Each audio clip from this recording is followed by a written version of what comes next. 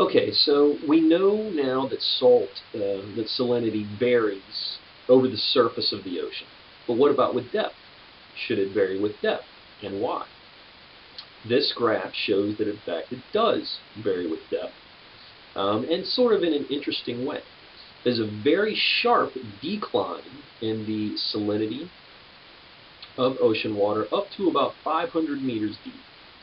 Then you get a flattening out and a gradual increase in the salinity of water. Does this make sense? Can we justify this somehow? Science is always justifiable, hopefully. So yes, we can. In the very surface of the water, we get a very sharp um, decrease in salinity because the increase at the surface is caused by evaporation. So once we get out of where evaporation is caused, once we get out of where evaporation is happening, we get a decrease in salinity because the water is not readily moving away. As we start going down in the water column, we get lower temperatures because the further from the sun, the water gets colder.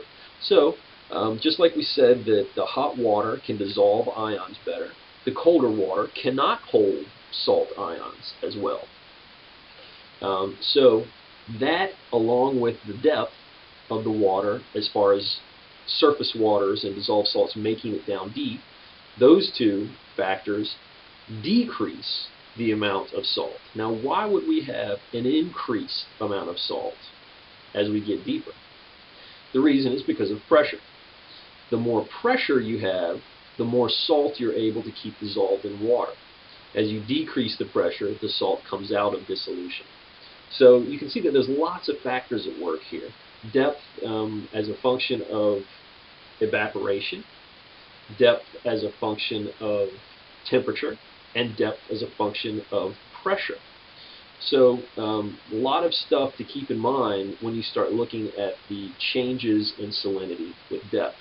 That line where the gradient of salinity changes drastically, begins to flatten out and then rise back up, is called the halocline. I'm not sure if that's pronounced right, but that's the small zone where the gradient of salinity changes.